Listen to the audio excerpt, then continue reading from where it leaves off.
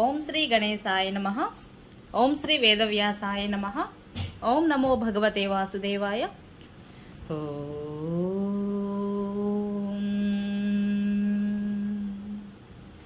శుక్లాంబరధరం విష్ణుం శశివర్ణం చతుర్భుజం ప్రసన్నవదనం ధ్యాయేత్ సర్వవిఘ్నోపశాంతయే.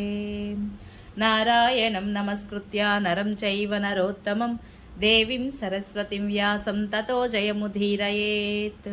అనగా నారాయణ స్వరూపుడైన శ్రీకృష్ణుడికి, నరోత్తముడైన అర్జునుడికి, వారి లీలలను ప్రకటించే సరస్వతీదేవికి, దానిని రచించిన వ్యాసునికి నమస్కరించి అసుర భావాలను తొలగించి అంతఃకరణ శుద్ధిని కలిగించే మహాభారత గ్రంథ పారాయణకు ప్రేరేపించిన శ్రీకృష్ణ భగవానుడిని ప్రార్థిస్తూ ఈరోజు పారాయణలోనికి వెళదాం. మరి హరే కృష్ణ. అందరికీ నమస్కారం.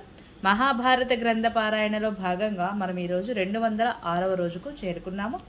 ఈరోజు మనము దౌమ్యుడు సేవా ధర్మములు తెలుపుట గురించి తెలుసుకోబోతున్నాము. చాలా బాగుంటుంది, స్కిప్ చేయకుండా చివరి వరకు వినండి.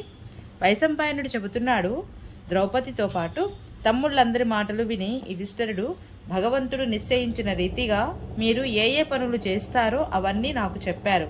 నేను కూడా నా బుద్ధికి తోచినట్లుగా నాకు తగిన పనిని గురించి చెప్తాను.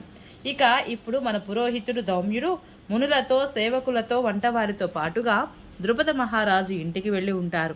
అక్కడ మన అగ్నిహోత్రాలను రక్షిస్తూ ఉంటారు.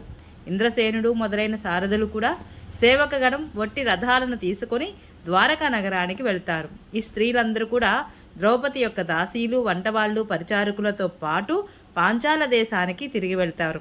ఎవరైనా అడిగితే అందరూ కూడా మాకు పాండవుల జాడ తెలియదు, వారు మమ్మల్ని ద్వైతవనంలోనే విడిచిపెట్టేశారు, ఎక్కడికి వెళ్లారో తెలియదు అనే చెప్పాలి అని అనుకున్నారు.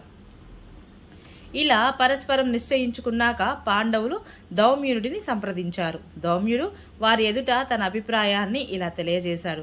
పాండవులారా, మీరు బ్రాహ్మణులకు, సేవకులకు, స్నేహితులకు, వాహనాలకు, అస్త్రశస్త్రాలకు, అగ్నిహోత్రాలకు సంబంధించి చేసిన ఏర్పాట్లన్నింటినీ బాగానే ఉన్నాయి. ఇక రాజుల ఇళ్లలో ఎలా ప్రవర్తించాలి అనే విషయమై మీకు కొద్దిగా చెప్పాలనుకుంటున్నాను. రాజును కలవాలనుకున్నప్పుడు ముందుగా ద్వారపాలకుడిని కలుసుకొని అతని అనుమతిని అడగాలి. ఆ తరువాత రాజులను ఎప్పుడూ పూర్తిగా విశ్వసించకూడదు సుమా.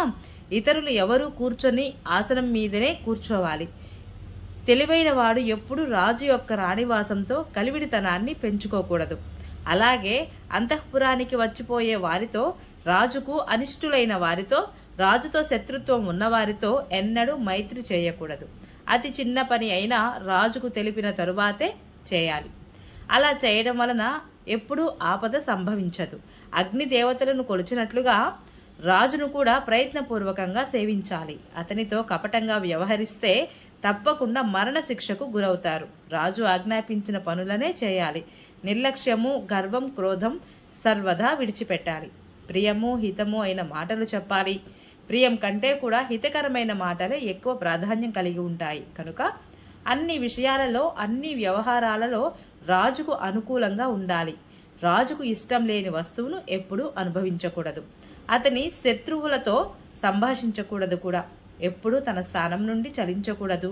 ఇలాంటి ప్రవర్తన కలవాడే రాజుల దగ్గర ఉండగలుగుతాడు.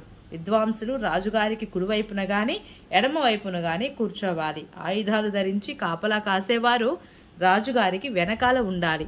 రాజు ఏదైనా అప్రియమైన సంగతి చెబితే దానిని ఇతరుల ఎదుట బయట పెట్టకూడదు. నేను పరాక్రమవంతుడిని, తెలివైన వాడిని అనే గర్వం ఎప్పుడూ చూపరాదు. ఎప్పుడూ రాజునకు ఇష్టమయ్యే పనినే చేస్తూ ఉండాలి. చేతులను, పెదవులను, మోకాళ్లను ఊరికే కదిలించకూడదు. రాజు సమక్షంలో ఎక్కువగా మాట్లాడకూడదు. ఎవరైనా పరిహాసం పాలైనప్పుడు ఎక్కువగా సంతోషాన్ని ప్రకటించకూడదు. పిచ్చివాడిలా చప్పుడు చేస్తూ నవ్వకూడదు. ఏదైనా వస్తువు లభిస్తే ఆనందంతో ఉబ్బిపోకూడదు. అవమానం జరిగినప్పుడు ఎక్కువగా దుఃఖించకూడదు. తన పనిలో తాను ఎప్పుడు జాగరూకుడై ఉండాలి. అతడే రాజు వద్ద కుదురుకోగలడు. మొదట రాజుగారి కృపకు పాత్రుడై తరువాత అకారణంగా దండింపబడినప్పుడు రాజుగారిని నిందించకుండా ఉంటే తిరిగి అతనికి పూర్వ సంపత్తి లభిస్తుంది. ఎప్పుడూ తన మేలు తాను చూసుకుంటూ రాజుగారిని గురించి ఇతరుల వద్ద ఎక్కువగా మాట్లాడకూడదు. యుద్ధాలు మొదలైన అవసర సమయాలలో రాజును అన్ని రకాల శక్తి యుక్తులతో విశిష్టంగా ఉంచడానికే ప్రయత్నించాలి. ఎప్పుడూ కూడా ఉత్సాహాన్ని ప్రదర్శించేవాడు, బుద్ధిబలం కలవాడు, పరాక్రమవంతుడు, సత్యవాది, దయాళువు, జితేంద్రియుడు. నీడల రాజును వెన్నంటి ఉండేవాడు మాత్రమే రాజుగారి ఇంటిలో కాలం గడపగలుగుతాడు. రాజుతో సమానంగా తన వస్త్రాలంకారాలు ఉండకూడదు. అతనికి అతి సమీపంలో ఉండకూడదు కూడా. విరుద్ధమైన అనేక రకాల సలహాలు ఇవ్వకూడదు. ఇలా ఉంటేనే రాజుకు ప్రీతిపాత్రుడు అవుతాడు. రాజు ఏదైనా పనిలో నియమించినప్పుడు అందులో ఇతరుల నుండి లంచం రూపంలో కొద్దిగా కూడా ధనం తీసుకోకూడదు. ఎందుకంటే దొంగ సొత్తు తీసుకున్నవాడు ఏదో ఒక రోజున చెరసాల గాని మరణదండన గాని పొందక తప్పదు. పాండవులారా, ఈ రీతిగా ప్రయత్నపూర్వకంగా మీ మనసులను అదుపులో ఉంచుకొని మంచి నడవడిక కలిగి 13వ సంవత్సరం గడపండి. అనంతరము మీ దేశానికి వచ్చి స్వేచ్ఛగా తిరగవచ్చును అని బోధించారు. యుధిష్ఠిరుడు, ఓ బ్రహ్మర్షి, మీరు మాకు మంచి విషయాలు నేర్పారు. మా తల్లి కుంతి, మహాబుద్ధిమంతుడు అయిన విదురుడు తప్పించి ఇటువంటి మంచి మాటలు ఇంకెవరూ చెప్పలేదు. ఇక మేము ఈ దుఃఖాన్ని తరించడానికి, ఇక్కడి నుండి బయలుదేరడానికి, విజయం పొందడానికి అవసరమైన పని ఇక మీరు పూర్తి చేయండి అని ప్రార్థించాడు. వైశంపాయనుడు చెబుతున్నాడు, యుధిష్ఠిర మహారాజు ఇలా అడగగానే బ్రాహ్మణ శ్రేష్ఠుడైన దౌమ్యుడు బయలుదేరేటప్పుడు చేయవలసిన శాస్త్ర విహితమైన కర్మలను యథావిధిగా జరిపించాడు.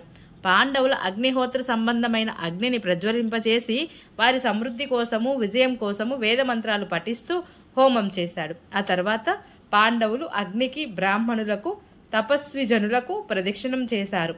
ద్రౌపదిని ముందుంచుకొని వారు అజ్ఞాతవాసానికి కదిలిపోయారు. వారు వెళ్లిన తరువాత దౌమ్యుడు ఆ ఆహ్వనీయాగ్నిని తీసుకొని పాంచాల దేశానికి వెళ్లిపోయాడు. అలాగే ఇంద్రసేనాది సేవకులు కూడా ద్వారకకు వెళ్లి రథాలు, గుర్రాలు రక్షిస్తూ ఆనందంగా అక్కడే కాలం గడపసాగారు. ఓం నమో భగవతే వాసుదేవాయ. ఈరోజు పారాయణ ఇంతటితో సమాప్తం. రేపు మనము ధర్మజ, భీమ, ద్రౌపదులు విరాటుని కొలువులో చేరుట గురించి తెలుసుకుందాము. ఈ వీడియో మీకు నచ్చినట్లయితే please subscribe my channel, like, share, comment please. Thank you.